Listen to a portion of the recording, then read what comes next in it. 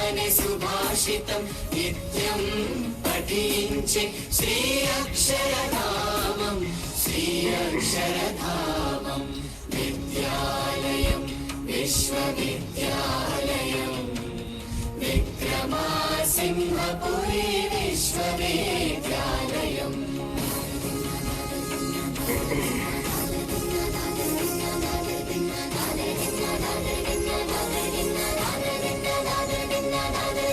భారతాన్ని విరచించిన తిక్కన కవితాధార తెచ్చి రంగనాథుడే వచ్చి చట కొలువుదీరా. సామంతుల ధీమంతుల ఏలికలో ఈ నేల శౌర్య పరాక్రమ హేళ విక్రమపురి రణశాల జైన బౌద్ధ సనాతన సంస్కృతి అవశేషాల సర్వమత ధర్మాల సమభావన తోరణాల కరుణా కృపాంగురాసి ప్రసరిల్లెను ఇంపార విద్యాలయం విశ్వవిద్యాలయం విక్రమాసింహపురి విశ్వవిద్యాలయం.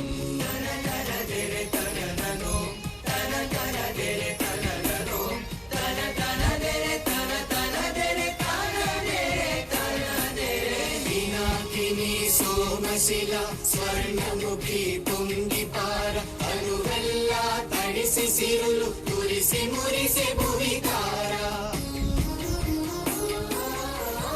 పైరుల ఊసులాడే పైరగాలి ఉయ్యాల భూరి దాటలకు నిలవై పేరొందిన ధనశాల ప్రయోగాల పర్ణశాల తోట శ్రీహరి తోట ఎగిసేయుమ కిరణాలను వెలిగించే దీపశాల శంకనున్న సదనం వాగ్దేవి దివ్య భువనం విద్యాలయం విశ్వవిద్యాలయం విక్రమాసింహపురి విశ్వవిద్యాలయం.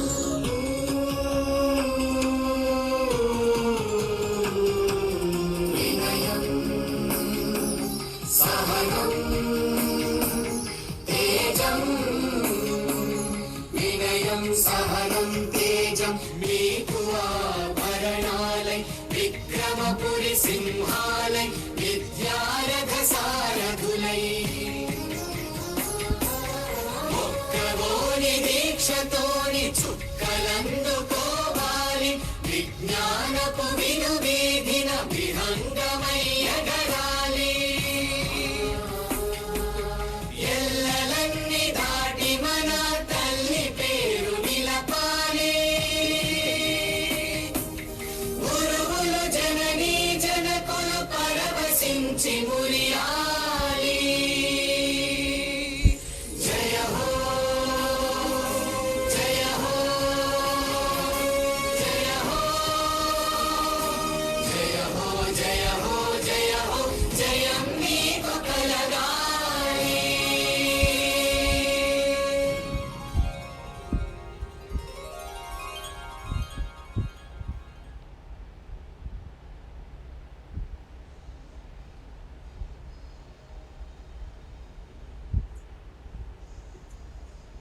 Over to Professor G. Vijayanand garu.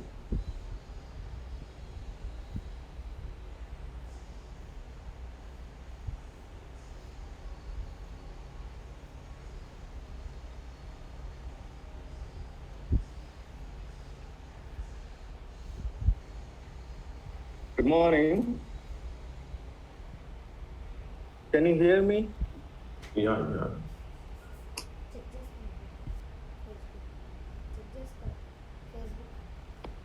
Hello? Sir, it is audible. You can continue, please. Yeah. Good morning, everyone. The Singapore lecture series, which has been started recently by the Institute, the main objective of this lecture series is to provide informative and engaging series of areas by the eminent people of this for enlightening this Today's topic is environment and sustainable development. This is the fifth lecture series of on this occasion, I consider it a great honor to welcome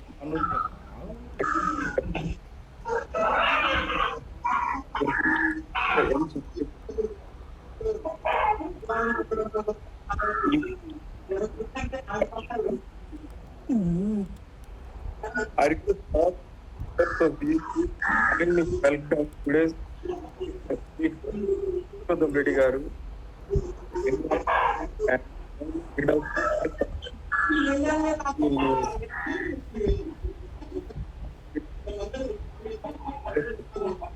I'm glad to Vijay Kumar Reddy garu reached out to this occasion. I welcome all the faculty teams, including Professor Venkat Rao, Professor Ramana Reddy garu, Professor Amjad Prasad garu, and Principal Professor Sujay Nair garu, Special Officer Professor Srinivas Rao garu, and all the teaching faculty and students and other members of PSU.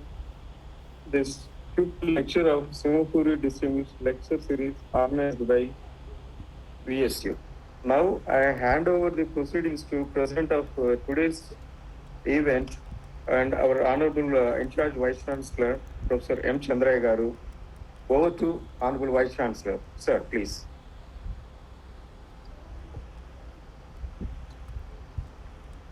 Thank you, Vijayanand garu. I am very happy to associate myself with this sixth lecture series on environment and sustainable development organized by our university. Distinguished speaker, Professor K. Purushottam Reddy garu, renowned environmentalist and also a former head of the Department of Political Science, Usmania University, Hyderabad. Dr. L. Vijay Krishna garu, our own registrar, Dean CDC, Principal, Special Officer of our own university, heads of the departments, the faculty, research scholars, students, and the other invitees of this particular program. Good morning, all of you, sirs. Environment refers to the totality of resources, the total planetary existence we have received. It includes biotic components like animals, plants, birds, etc. Participants ఉంది more on And occupancy. abiotic components like the sun, water, mountains. It also explains the Acharya sir. interrelation that exists between abiotic and biotic components. And you know, the environment performs four crucial functions. One is supplying resources like air, water, land, fossil fuels, etc. and assimilating waste. The waste is generated by the economic activities, you know very well. And environment absorbs this waste through natural processes. And substance of life, I think that is the air, water, and land make us to live in this universe. And aesthetic value, that is environment adds aesthetic value to life. The mountains, oceans, and seas, land masses, and other scenery enhance the quality of our lives. And of course, there is every need to save the environment, and there are so many measures. Some of the important measures to save the environment are pollution control, that is air pollution is there, water pollution is there, noise pollution is there, and soil pollution is also there. There is every need for us to have some sort of controlling boards which can be set up in due course to solve this particular problem. And you have forest conservation, which is due to increased industrialization, we find that where the ecology is affected, And social awareness is another important aspect that should be taken into account, and some awareness should be there in the society regarding this. And waste management, especially in urban areas, you can find so many difficulties in this area. Like that, the water management, we are in shortage of water. uh, the rainwater harvesting is to be done in one way or other, and the implementation of policy programs in due course. Many number of acts, environment centric acts, we can uh, encourage. Uh, that is the way to save our environment, some of the measures.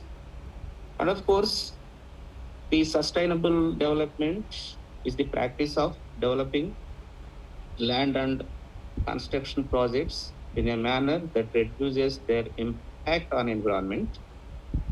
And it is also a process that provides for present generation without compromising on the needs of the future generation. Gained a momentum as a larger movement over the years. It is associated with improving living standards, poverty elevation, nutritional improvements, minimizing social and cultural instability and resource depletion. I am sure that we have done a right thing by inviting Professor K. Purushottam Reddy Garu, who is a renowned environmentalist, and we know very well that he is specialized in this particular area. His lecture on this topic will definitely make us to understand better in a better way. I thank you all the viewers for giving this particular opportunity. Thank you. Thank you, sir. Thank you for the opening remarks. Now I take the privilege and honor to introduce our distinguished speaker today. It is really an honor to introduce an eminent environmentalist by nature, even though his basic education is into political science, whose presence in the form of reports is even seen in NITI Aayog and also in protecting the Eastern Ghats. We are very happy to receive you, sir, today. And Professor K. Purushottam Reddy is an eminent environmentalist, academician, and developmental activist in India. He was born in a farmer's family on 14th February 1945. A multifaceted personality with many successes, widely known as man of the masses and environment. Professor Reddy's long public life and activism spans across the environmental and developmental areas such as sustainable agriculture, environmental policies and public policies on sustainable development, Panchayat Raj and rural development, urban studies, restoration of damaged ecosystems, etc. He had his basic education in political science. He received his MA, MPhil and PhD degrees in political science from Usmania University.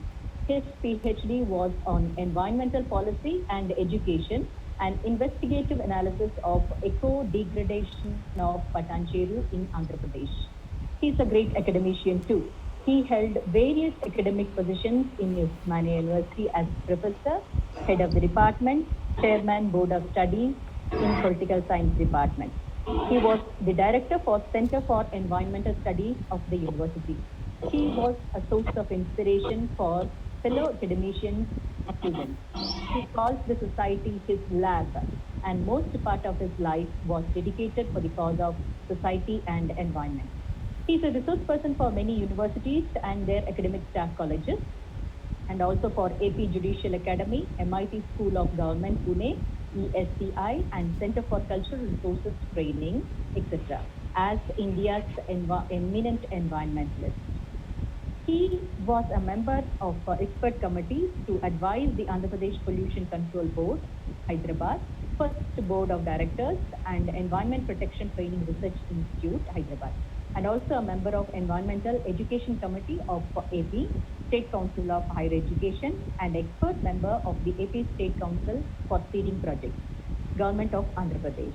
Human Rights Commission of Andhra Pradesh appointed him as a member of Special Committee on Relocation of Golakpur Tannery.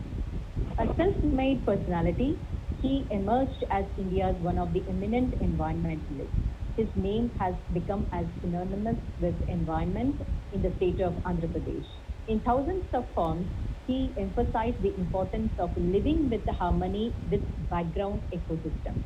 The whole India media followed him for 2 decades, given his style of struggle for the cause and also the importance of the issue. He works with the aim of making environmental studies and integration in interdisciplinary stream, which helps in making the earth clean and green. He swung into action after Bhopal gas tragedy, in 1984.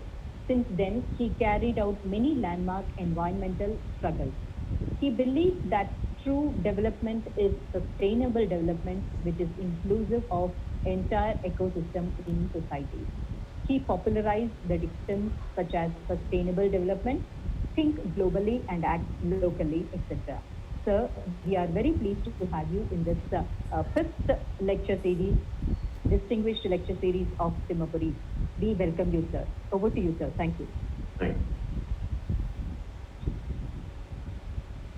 Respected Professor Indraya Garu, distinguished Vice Chancellor, and a very eminent professor in the field of commerce and management.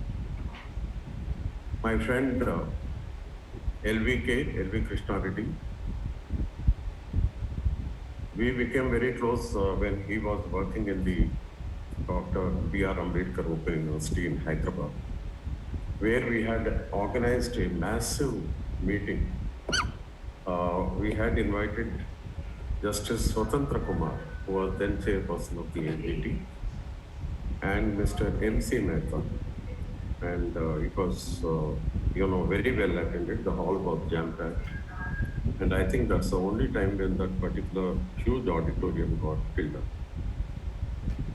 Today, I'm extremely lucky and fortunate to have been invited to give the eminent lecture series on this very important subject of sustainable development. In other words, protecting the environment, meeting the essential needs of the poorest of the poor. At the same time, we are conscious of the needs of the coming generations. So how do we balance all this? How serious is the problem? What has been the contribution of United Nations in this very important subject?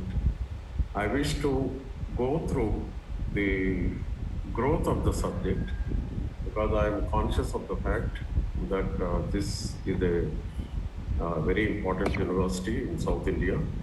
At the same time, we have distinguished faculty, and I hope a large number of young students are attending this. Even otherwise, later on also the recorded lecture will be available to them. And here, before I start the lecture, I wish to express my thanks to my student, Dr. Shiva Prasad Reddy, who is a committed Democrat and well known in the entire country of India. And he has always been in the forefront to highlight not only my lectures, but lectures from the Chief Justice or Supreme Court judges and legal luminaries on very important subjects like human rights, democracy, and so on. While appreciating Dr. Shiva Prasad Reddy, I request all of you to please connect to Dr. TSPR channel, and you will notice in the days to come it will be playing even more important role. So to begin the subject, I thank every faculty member, the Vice Chancellor, the Registrar, the distinguished faculty for this wonderful opportunity. It is not me as Professor Purushottam Reddy getting an opportunity. That is, actually, we have all come here to discuss a very important topic. In fact, the most important topic of the planet Earth. And it is in good faith that we are proceeding. Now, to begin the subject, I wish to go back to the year 1962. that particular year witnessed the publication of a very important book on this subject, and the name of the book is The Silent Spring. The Silent Spring, written by Rachel Carson. Rachel Carson was an environmental biologist. I'm sure by now the whole world knows about Rachel Carson, and she can be described as the high priest of the subject of environment, because she was incidentally the first major voice to write about this particular subject, not only in the United States, and she can be hailed as, like, I would like to make a comparison here, like what Karl Marx is for Marxism, communism. Rachel Carson is for environmentalism. She is the source of excellent ideas, and she was the first one to have bravely highlighted the problem of ever increasing levels of water pollution and air pollution in America. Okay. Now that particular book sensitized America, and it made it extremely difficult for the then existing governments to continue the way they were proceeding till then. In other words, we can say that that particular book had compelled the Americans to take a second look at the kind of development they were pursuing till then. So what is development? Most people, a typical economist or typical industrialist or, they only look into the contemporary scenario. Okay, today's needs. They think the activity they are pursuing is development, and they tend to promote it. But then development has to be defined in the context of its sustainability. And here a large number of questions are often asked. Number one, the question of raw materials. Then the choice of technology. Technology should be appropriate to the ecosystem and to the people. These are very, very important choices that are available before the nations of the world. And that is the reason, in this very important subject of environment, whenever we are talking about development, we are talking about the impact of what we conceive as of development, what we conceive of development on the environment and people. This is known as environmental impact assessment.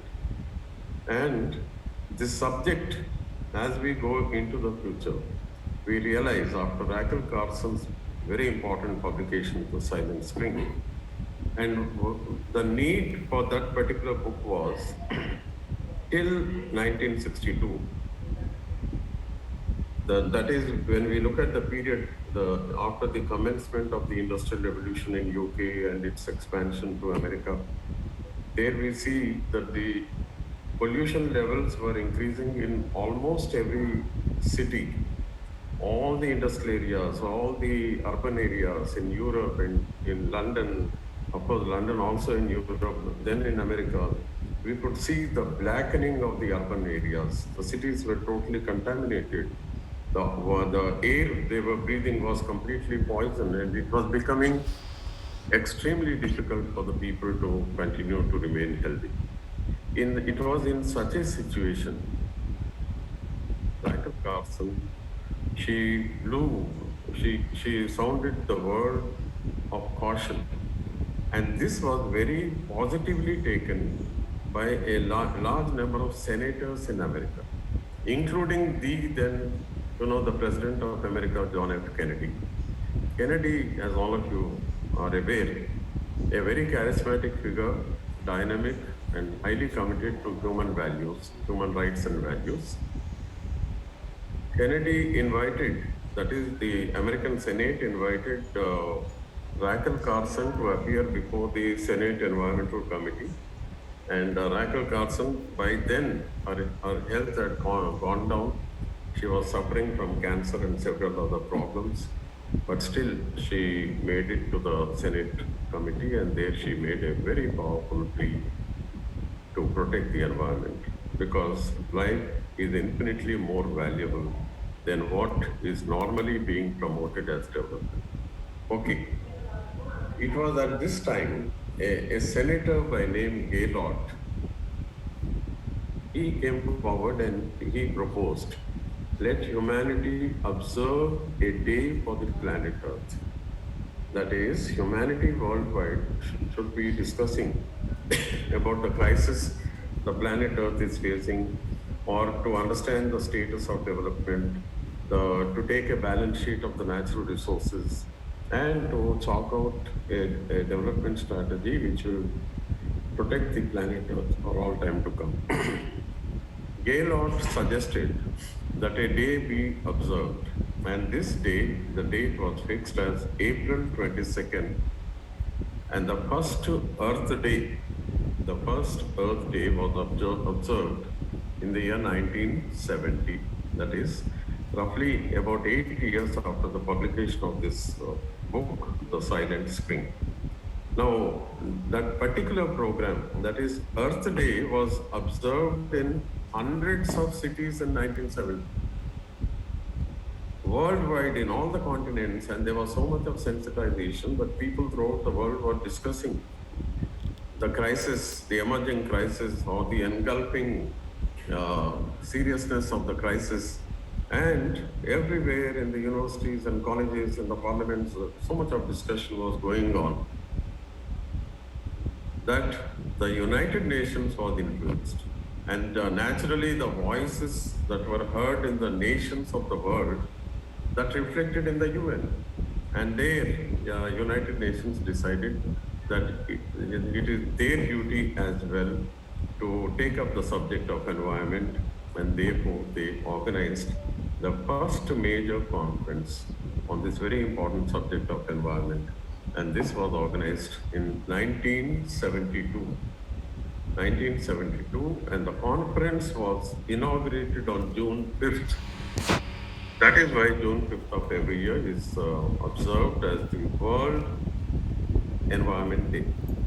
And this particular conference was organized in Stockholm, Sweden, that is in Europe, and it was roughly about 8-day conference. And you know the beauty of that, particularly for India, which is relevant, that Mrs. Indira Gandhi, then Prime Minister of India, was invited to give the keynote address. This is very important because if you go back to the pages of history, 1971, Madam Gandhi's policies resulted, Pakistan's own, policies plus our help to the suffering people of Bangladesh. Ultimately, Bangladesh became a reality, and Mrs. Indira Gandhi's image was at the highest. Now, such a leader of the world's largest democracy was invited to give the keynote address, and Madam Gandhi spoke about the intricate, connectedness between poverty and environmental degradation. This is very, very important. Friends, let us all realize that the essential needs of the poorest of the poor have got to be continuously taken care of. Poverty is the worst kind of disease. And when people are poor and when they don't have any other means of sustaining themselves, they will naturally fall on the natural environment. In spite of, so many, not that the poor are not aware, not that they are not socially responsible, but then they have no choice. They need to survive. Having said this, Mrs. Gandhi then went, when she talked about the poor, she was talking about the need for them to survive. But in the second part of the lecture, she focused on the greed of the corporates, the greed of the richest of the rich, and these corporates, the rich companies, the powerful, the mighty. And actually, Mrs. Gandhi spoke about a nexus between the powerful and the mighty and the corrupt. And ultimately, it is this nexus which was destroying the natural resources of the planet Earth.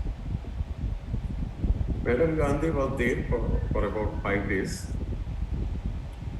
And when she returned, Immediately, a parliamentary committee was constituted for the purpose of drafting the Prevention of Water Pollution Bill. And this bill was adopted in the year 1974. The committee was headed by powerful people like Mohan Daria, then subsequently Krishna Kant. And, they were very powerful, originally intelligent people, always loyal to the people. And they were known as the Young Turks with creative minds and commitment to the protection of the planet Earth. So that Water Act, the bill which was adopted in 1974, it provided for the creation of a pollution control board. And this was created in 1976. That is, at the central government level, a central pollution control board was created. And at the state government level, the state pollution control board was, every state had its own board. 5 years later, that is in the year 1981, the Prevention of Air Pollution Bill was adopted. It is known as the Air Act of 1981. And 3 years later, what happened in Bhopal is everybody's knowledge. In 1984, December, in the early hours of December 3rd, the world's worst industrial accident took place, and in a matter of couple of hours, more than 4,000 to 5,000 people were killed. The whole world was shocked. And more than that, the polity of India, which was trying to grapple with the questions of organizing development, India was badly shaken. And therefore, the government of India, immediately wanted to take a relook at the kind of legislation that was already existing till then.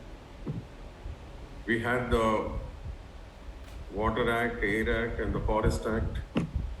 But much earlier to that, we had Section 133 of the Criminal Procedure Code, which talks about Prevention of Public Nuisance Act. All these things were there. Then what was lacking? What was lacking was the political will of all the political parties in this country. From extreme left to extreme right, no, not a single Indian political party was committed to the protection of environment. And as a result of this indifference of the political parties, the poorest of the poor stood to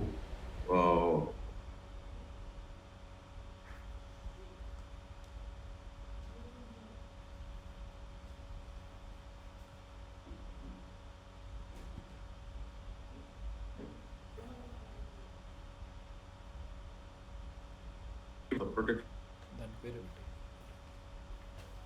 to ape the West and trying to imitate the West. But they never really looked into their backyard, into their neighborhood, or connect with the suffering people, the toiling masses, the deprived, the suppressed, the oppressed. As a result, even today, the poorest of the poor are not unfortunately connected to the universities, and this is going to cost this country very heavily. Friends, after Bhopal, when the government of India came up with the 1986 Environment Protection Act, immediately Supreme Court of India started stepping in, and they started going to the rescue of the poorest of the poor. At the same time, all those people who were affected by pollution, by mining, and who were victims of what has been promoted in the name of development. Supreme Court of India had initially it was, Justice Krishna Iyer. What he said is one word should be a continuous reminder to all the judges of this country.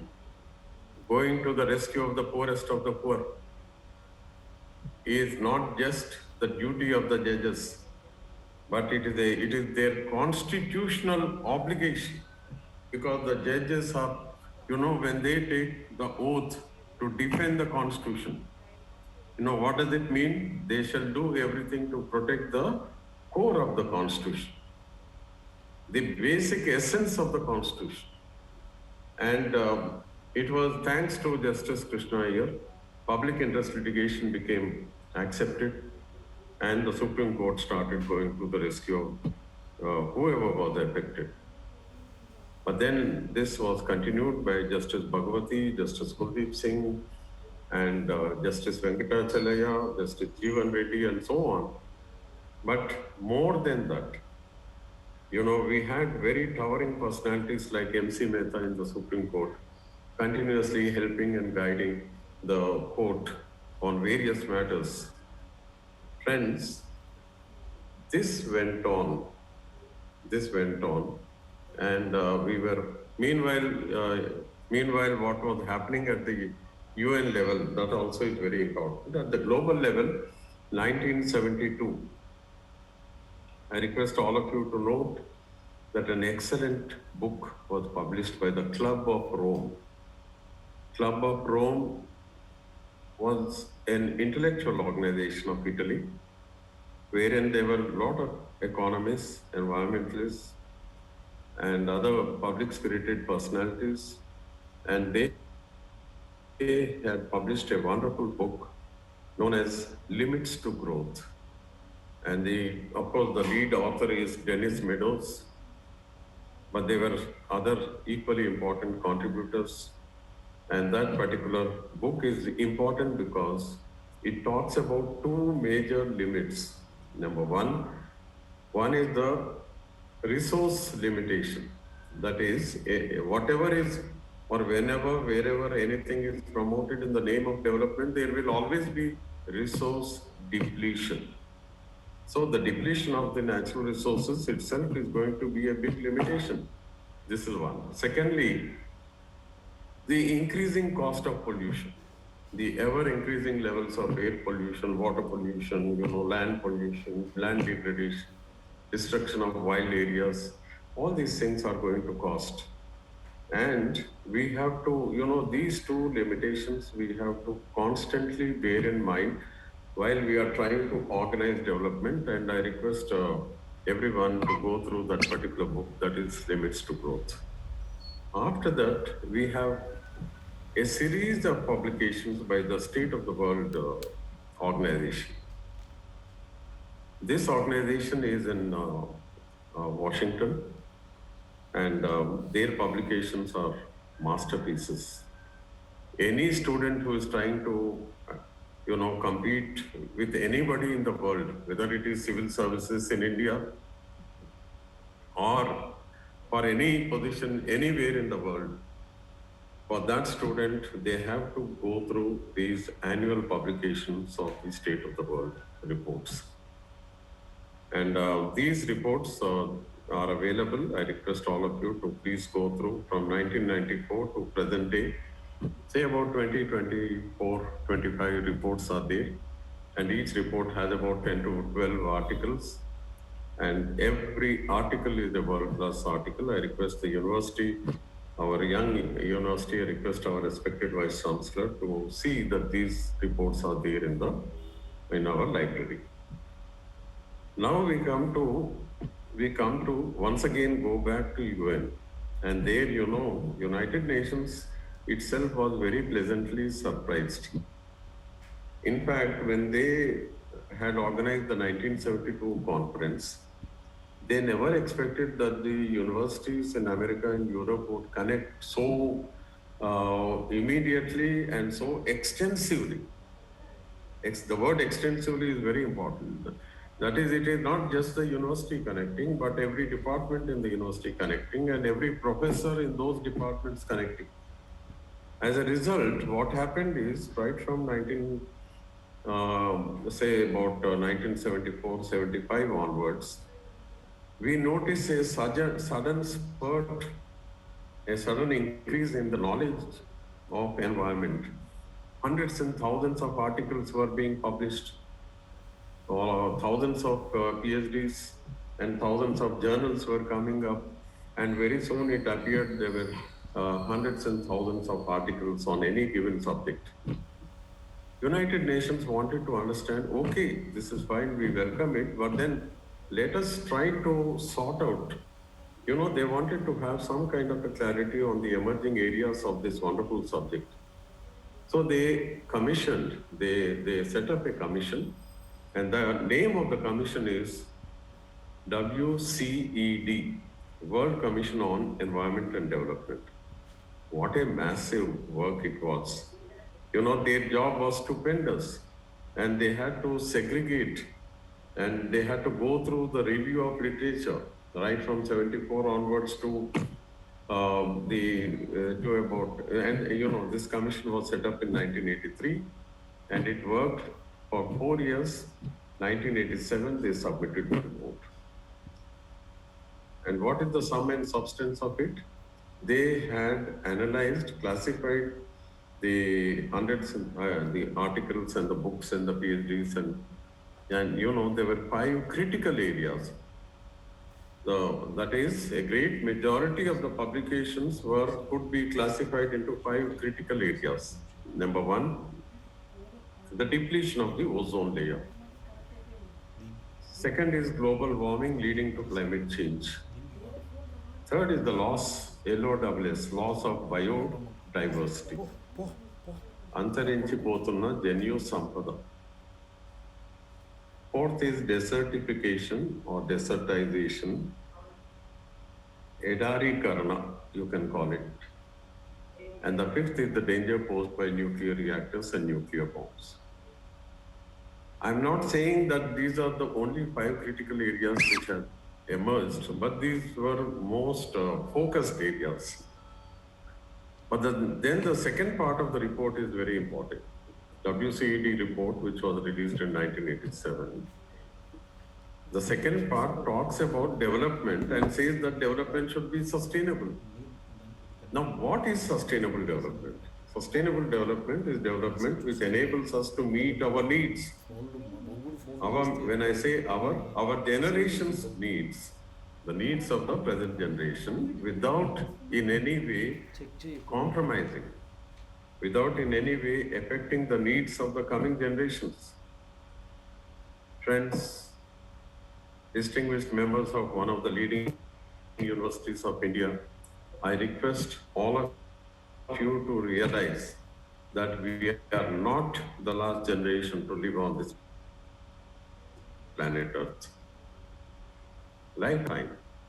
But then we need to be conscious of our stay here and organize our lives accordingly. In other words, that every citizen who is right now living on this planet Earth has to organize his or her activity in a socially responsible way. And this calls for tremendous understanding and also self-control. Yes, all of us have to control our greed, and we need to focus on our needs. Friends, the World Commission report was adopted at another global conference organized exactly 20 years after Stockholm. And this conference was in Rio de Janeiro, Brazil. This conference was attended approximately by 50,000 people from every nook and corner of the planet Earth. Almost every head of the state, head of the government, leaders of political parties, several universities, their departments, activists, NGOs, everybody was there. And they discussed threadbare, the World Commission report, which was already made available before they came to the conference. And they adopted the World Commission report unanimously. Having adopted, they decided to act because the crisis was very serious and they didn't want to take any chance. So the Rio conference not only adopted the report, but they also, as pointed out just now, they also brought out, they clearly emphasized that future work will be more on global warming leading to climate change. And the focus should be on how to arrest or how to decarbonize the globe and reduce the emissions. That is the first part. The second thing is how to protect life. That is, in other words, protection of biodiversity, life in different forms, colors, shapes, sizes, hues, and in fact, it is the story of species. To protect life in a particular ecosystem, it means that we need to protect the ecosystem. So this was the two-pronged methodology, and registers were made available to the members, and whoever wanted to join any forum, they were always welcome. And the conferences that were subsequently organized were known as the COPs, conferences of parties who were interested in those respective subjects. Tremendous progress has been made, friends. Yeah, it is. We should not be pessimistic to say, "Kuch bhi nahi ho raha, kya bhi nahi ho raha." That kind of language is not acceptable, because the growth of the subject at the global level has been tremendous. In fact, not a single day passes without the UN Secretary General speaking about this very important subject. So there has been tremendous sensitization, and I would, as a political scientist, I'm very happy as far as the progress of the idea of environment and sustainable development is concerned. Now, in ancient Western political philosophy, so we normally start with Socrates, Plato, Aristotle. Then when we come to Hegel, Hegel is one philosopher who was always very conscious of the progress of an idea. Exactly in the same way, right from Rachel Carson through UN and so many international conferences, conventions, protocols, and the competition between the political parties and now between the corporates of the world compels them to become socially responsible. Friends, tremendous progress has been made. New technologies are coming up. And I mean, this is the point where we need to tell our young students in the university, look, everybody wants a job, that is accepted. Job means right to work with dignity. That is accepted. But then where are the jobs? Where is that activity which is going to accommodate everybody? So for that, the youngsters need to realize that future employment will be in an activity which will be at the simultaneously aiming to protect the planet Earth. That is, for example, in an attempt to reduce the global warming, global emissions, it is important that we focus on solar energy, wind energy, geothermal energy, tidal energy, and so on. Bioenergy. There are so many things, millions and millions of jobs can be created, but I feel sorry, that our conventional universities are not fast enough to connect this, connect with this emerging knowledge of focusing on empowerment of the youngsters. We are talking about skill development, but we are not giving it the direction. In fact, Government of India recently talked about green skill development.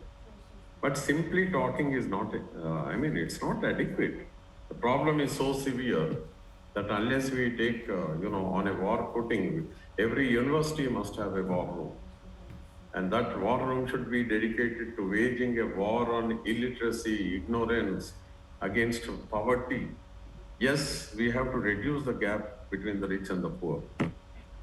At the same time, everybody's education should be such that that person should be able to deliver and live a life of dignity on this planet Earth.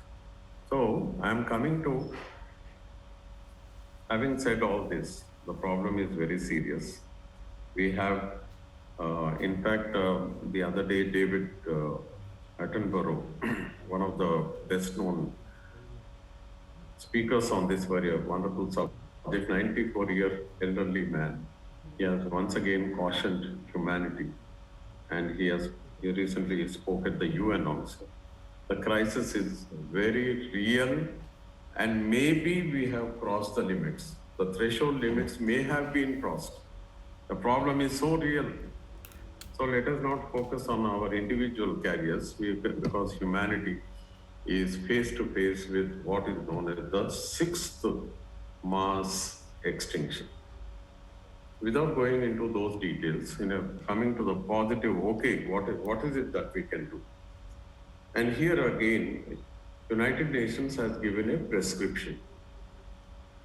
The first prescription was in 1992 when the UN gave the world what is known as Agenda 21. Agenda 21 was a package of practices adopted at Rio, and it was intended to prepare the world to enter the 21st century on an eco-friendly, environment-friendly note. That is, the planet Earth then had about 7.5 years time, approximately, the time between 92 and the commencement of the new millennium. And those 7.5 years of time was very important for the nations of the world to go in for structural changes in their political systems in order to create new departments to protect the environment.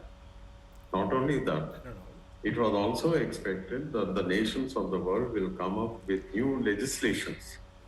In other words, every country has to be ready with new laws and institutions in order to enter the 21st century. That is, the new millennium has to be eco-friendly. So having said this, UN, at the commencement of the new millennium, it gave a very important program for the nations of the world, and that was the very famous MDGs, Millennium Development Goals. Those goals were limited, and maybe UN was trying to categorize, and this particular program was intended to address the essential needs of the weakest of the weak, the poorest of the poor. That is why it talked about poverty, illiteracy, and health, trying to overcome food shortages, and the similar essential needs, those 8 important needs of the poorest of the poor, including shelter, that was spoken of. So, and that period of implementation was from 2002 to 2015. That is, the first 15 years of the new millennium was conceived as 15 years is supposed to be a long period in the life of a person. And it was basically intended to address a major portion, major aspect of the poor in the entire world, in all the countries. Friends, in spite of this wonderful initiation, I'm not here to say nothing has been done, but what was done was not adequate, and there were huge gaps, and several countries in the world did not even bother to implement, and that again depends upon the backwardness of the country. So while the world was reaching about 2010, and the world had just another 4-5 years for the Millennium Development Goals to be implemented, UN started a very big debate. Okay, work on MDGs should be speeded up. But then what is the program after 2015? That is from 1st January 2016. What should be the program or the action of the nations of the world? So it was at that particular time, in 2010, in a meeting in Johannesburg, in Africa, the nations of the world, they adopted a report, and that report which has been published by UN, is known as the Future We Want. The Future We Want. And it is in this report that you can find the seeds of Sustainable Development Goals. Friends, subsequently conferences continued, and finally this report, the Sustainable Development Goals Agenda, was adopted in the September of 2015, and all the nations, including India, is a signatory. Now we are supposed to be in the 6th year. అంటే implementation start అయ్యి ఇది 6వ సంవత్సరం, 6th year, and we have another 9 years to go. And by 2030, Sustainable Development Goals have got to be realized. Now, what are these goals? Because these are very important not only for the students but for the faculty also. Because that is what these goals are, universal goals. They are being focused by all the academia in the entire universe.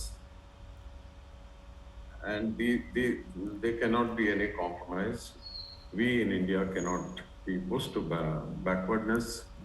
We have to be on par with the rest of the world, and therefore we need to focus. The first goal is, it talks about saying that there shall no poverty, zero poverty. That is, okay, how long should the poor remain poor? We are all a democracy.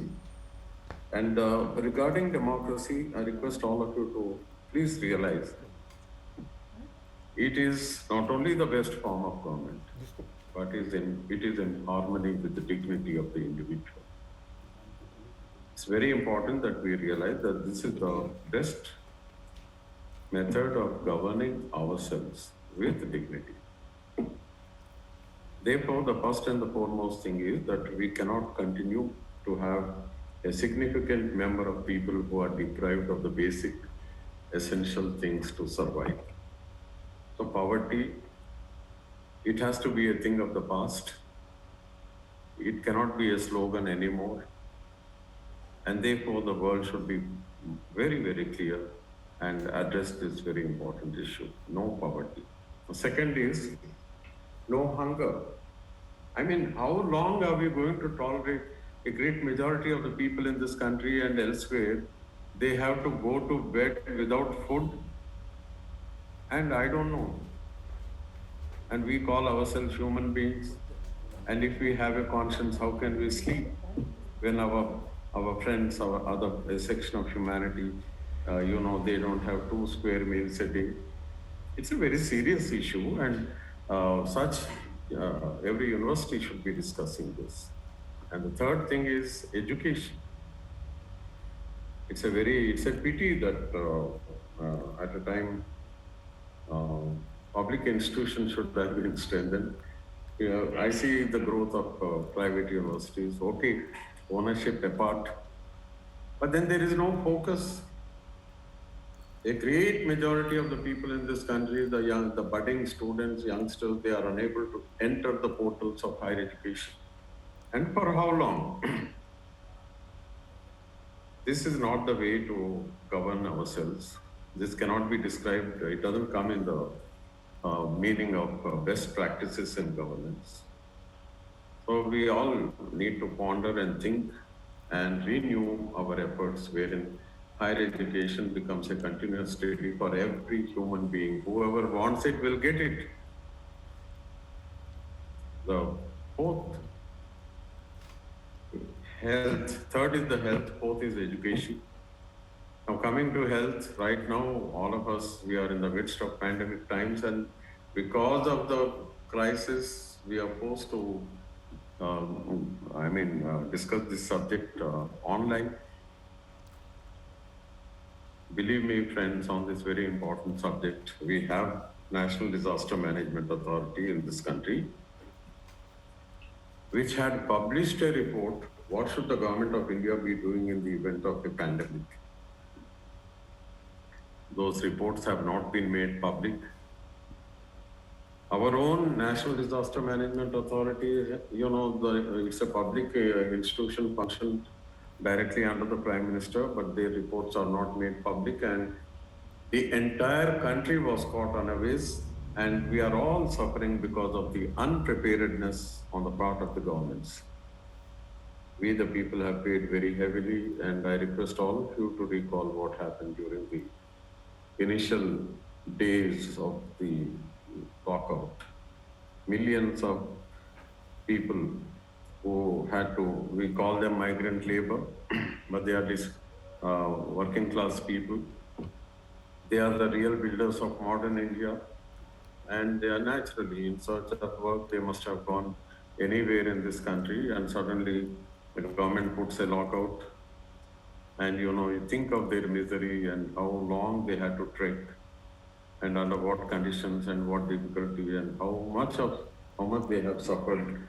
All this I request, please recollect and learn that such a things India should not have, because we boast of a wonderful constitution, a constitution which has been valid for the last 70 years. It is still, we are the first republic. Constitution is still functional.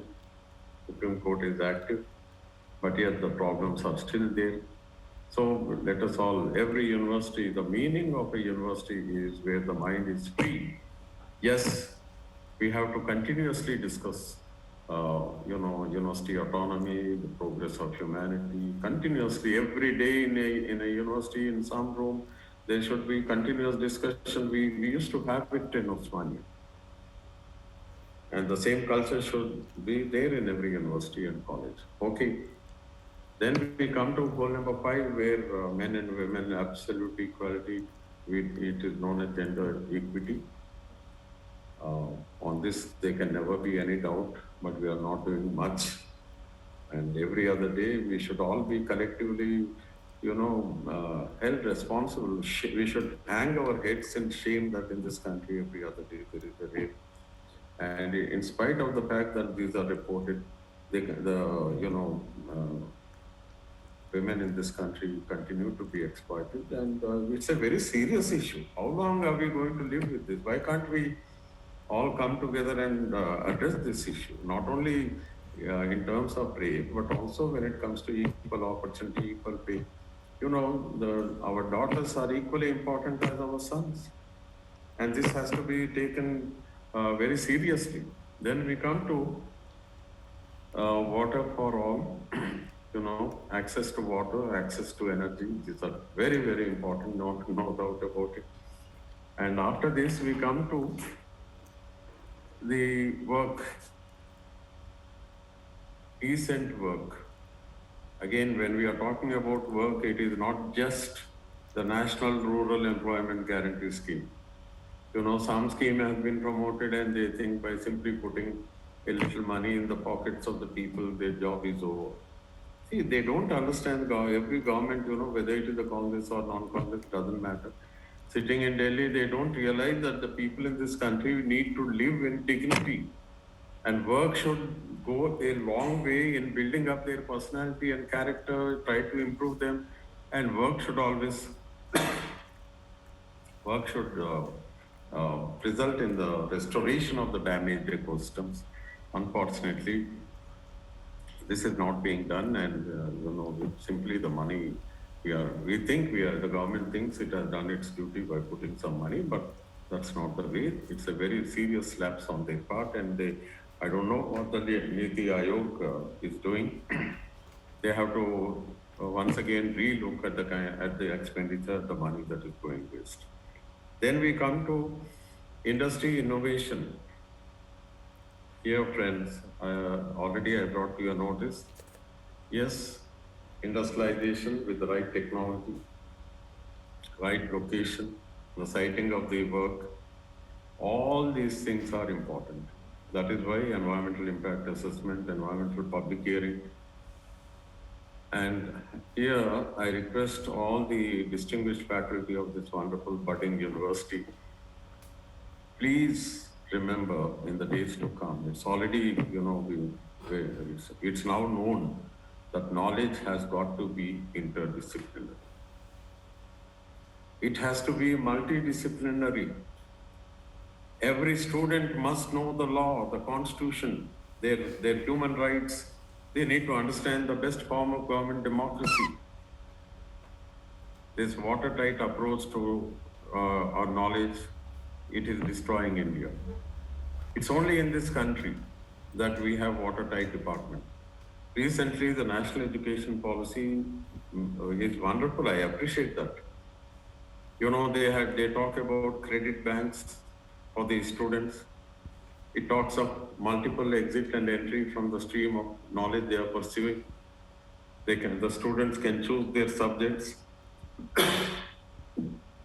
But unfortunately, maybe because of pandemic, COVID has limited, pre-thinking. We are not able to meet very often, but whatever it is the need of the hour. Yes, national education policy, at least from this angle, it is very important. Knowledge has to be interdisciplinary. Every student has to become a responsible citizen of this country. It is not sufficient if we teach them just physics or chemistry or botany or zoology. That basic knowledge is necessary, but then all of them are living in India. They are living under a constitution. They need to know their fundamental rights, freedom of speech and expression. Without this, how will the student make a career?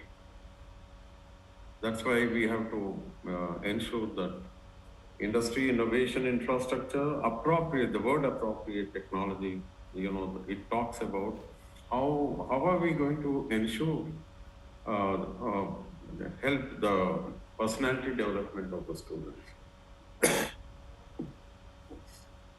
Then we come to the next thing is how to reduce inequality. I'm not saying it, sustainable development goals. These are universal goals in every country.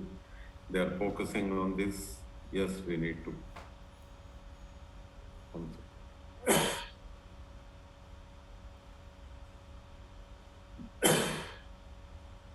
So we come to goal number 11, sustainable cities, waste management, quality of life. We have so many universities and so many cities in this country. We have Delhi, the national capital region.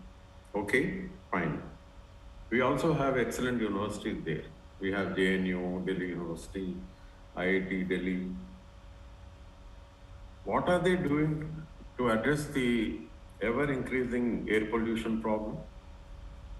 See, if the university is not working to address the problems of the people, and please remember, it is with people's money such universities function.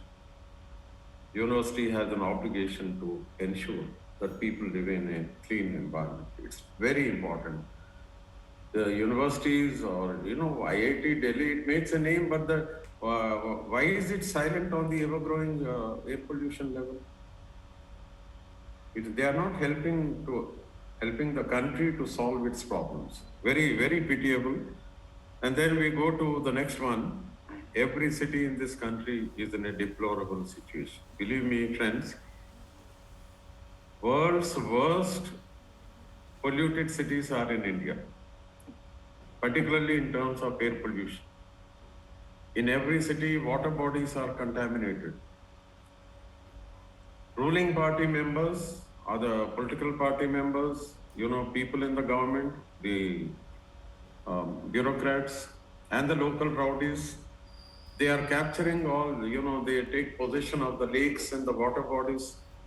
Cheruvulu kuntalu mayamaitunayi. Where are we heading? Show me one city in the country which can boast of excellent waste management.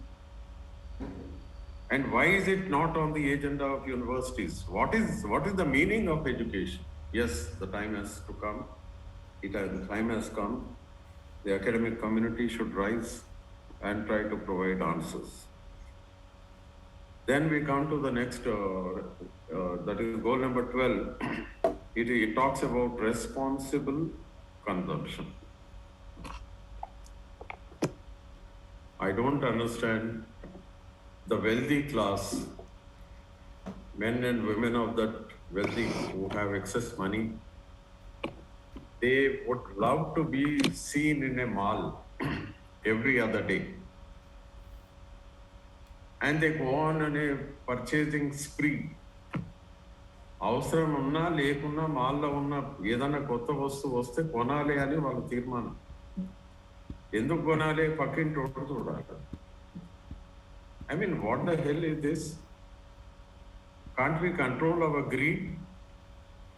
Why? Who are we to spend that kind of money? People talk it is their money, but please understand the resources don't belong to the individual. They belong to the nation. And we, the people, we have to learn to live within our known means of income. Okay, we go a little further. Goal number 13 talks about climate remediation. On this, I have already made a mention that this is one subject which is going to provide employment for millions of people. Our Nellore University should be in the forefront. They are abutting the ocean, coastal area. They are in touch with Bay of Bengal. And that means they are in touch with the tidal energy. Every tide can produce energy. Has the university taken upon itself the responsibility of converting those tides into energy? It is the need of the hour. Also, the university should be focusing on desalination.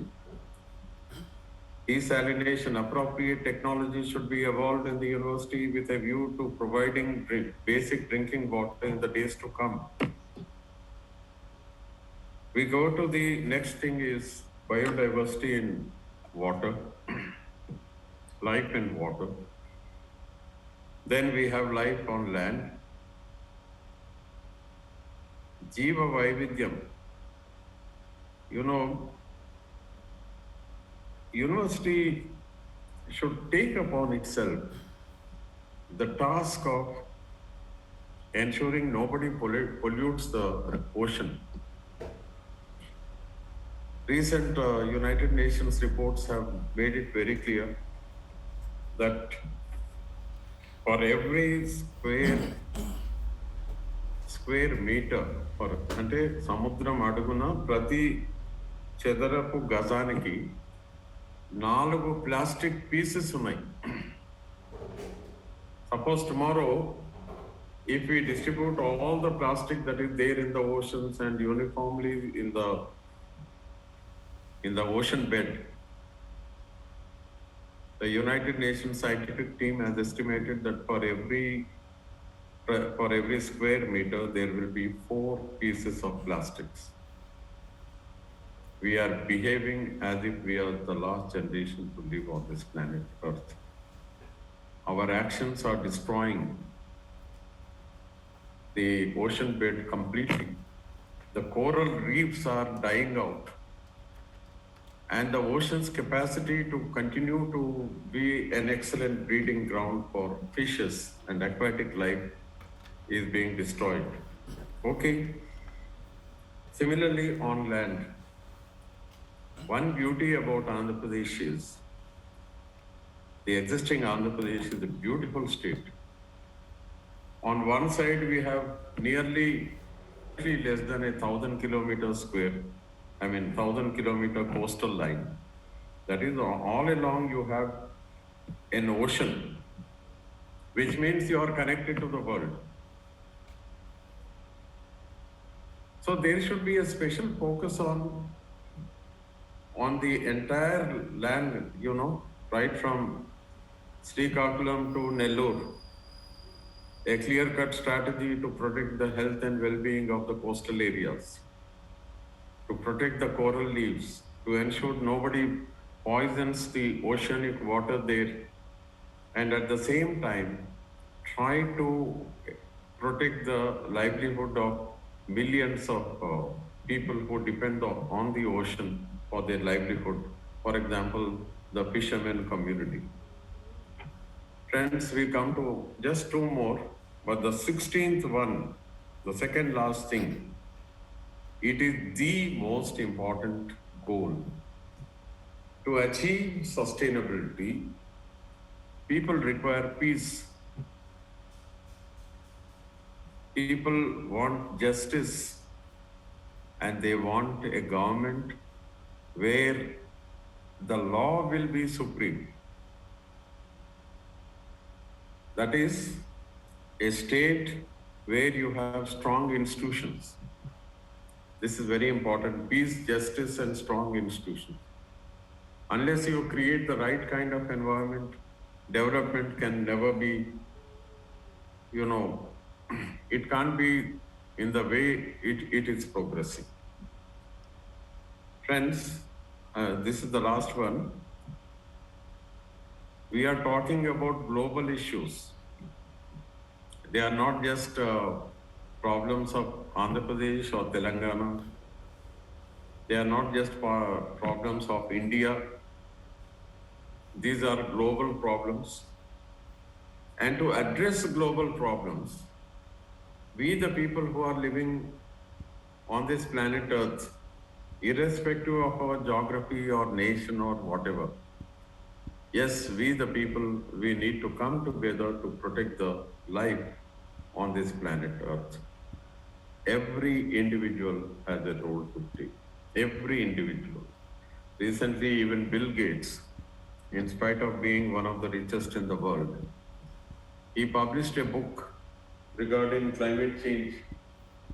And that particular book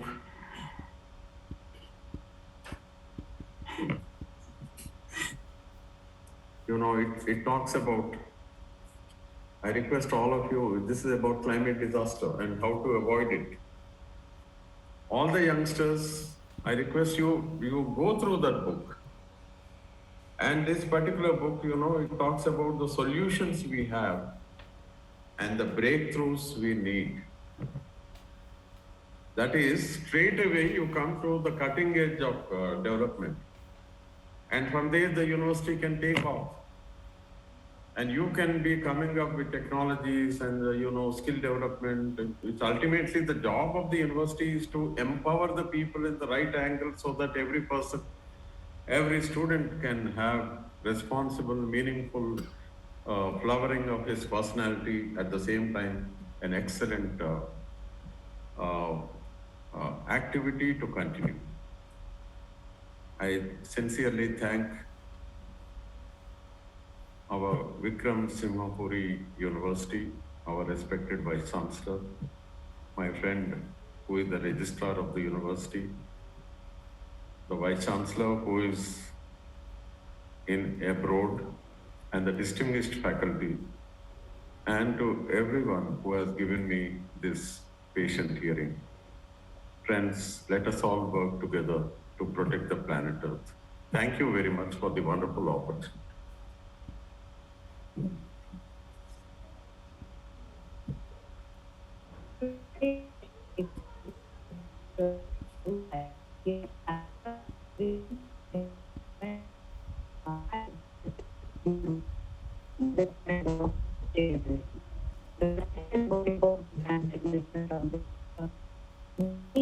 He has carefully addressed. He has drawn to work of eminent people. I point out that we need to wage war for trying to decrease the divide for development and sustainability.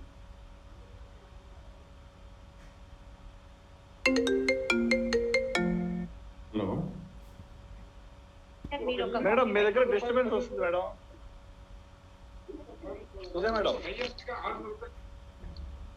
Suja madam మీ దగ్గర disturbance వస్తుంది.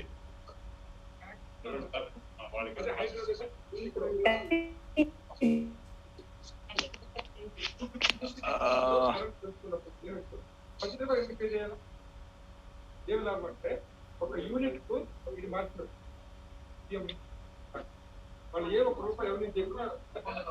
I think madam connection సరిగా లేనట్టుంది.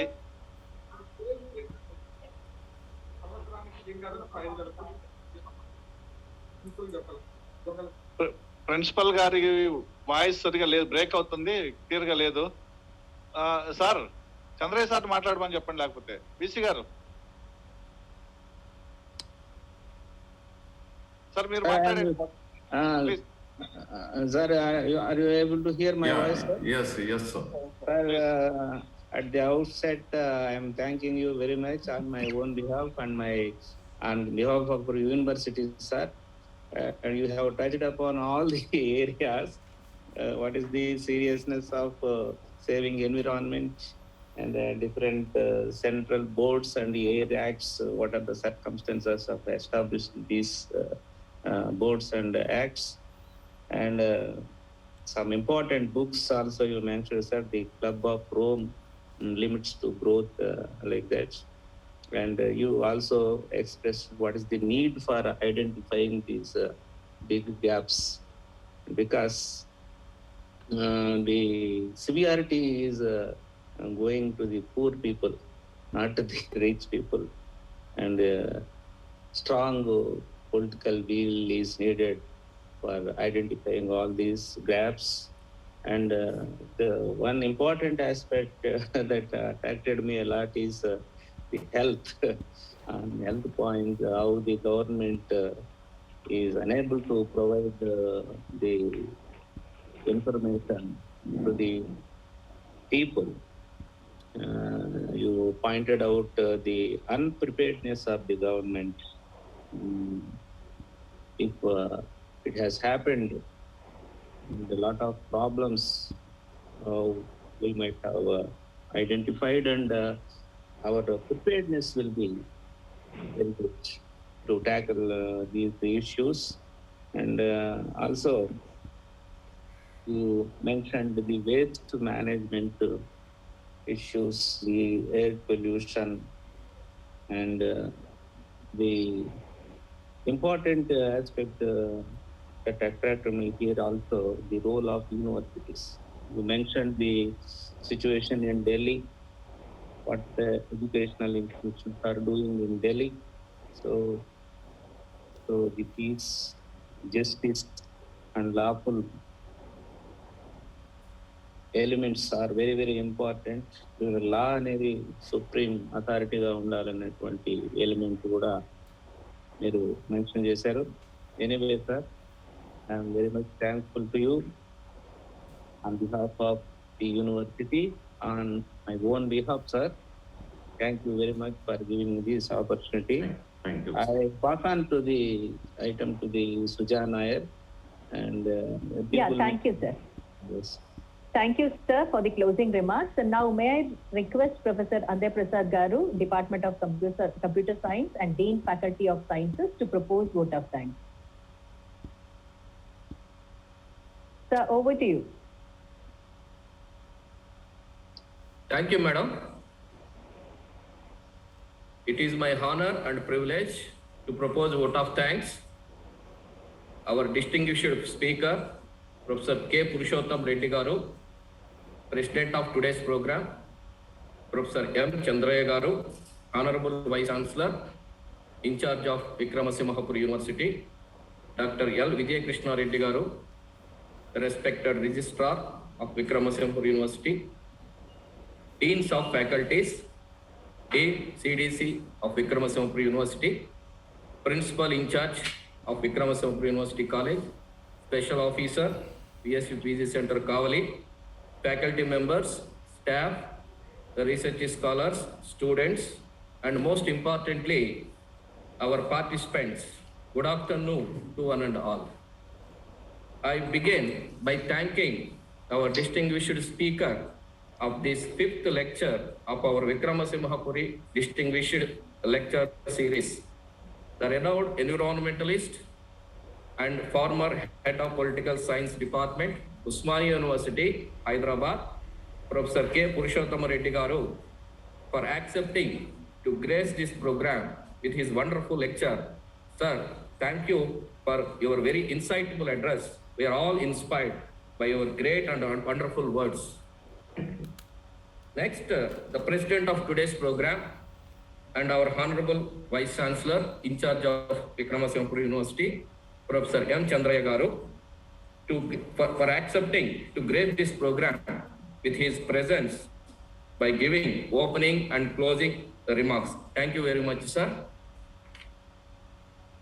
Now, I would like to take this opportunity to place on record our hearty thanks to our respected Registrar, Professor L. Vijay Krishna Reddy Garu, for his leadership for the conduct of this program.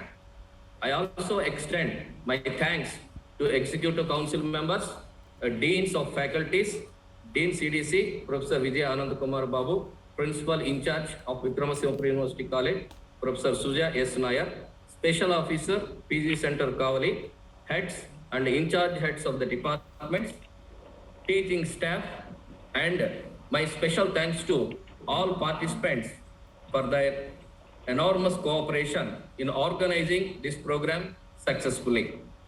My special thanks to Professor C.R. Visweswar Rao Garu, former and founder Vice Chancellor of this university, and he is the third distinguished speaker for this Simhapuri Distinguished Lecture Series. And also thanks to Dr. Siva Prasad Reddy Garu.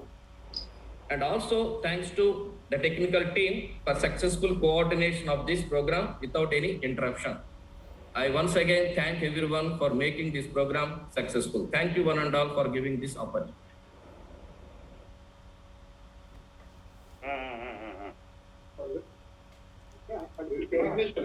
సరే ఎప్పుడు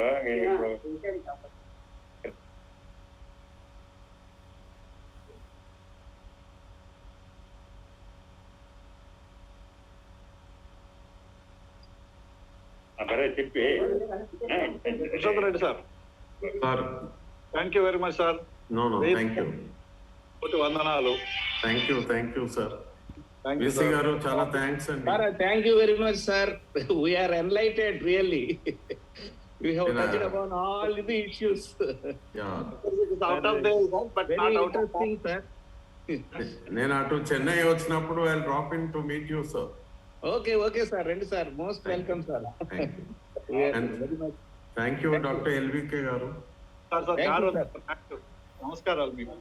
thank you Shivaprasad. Thank you. Thank you sir. Shivaprasad గారికి కూడా thanks చెప్పాలి. మా sir చెప్పారు, మా అంజయ్ ప్రసాద్ గారు, former registrar and dean science sir. Thank you sir. Thank you very much.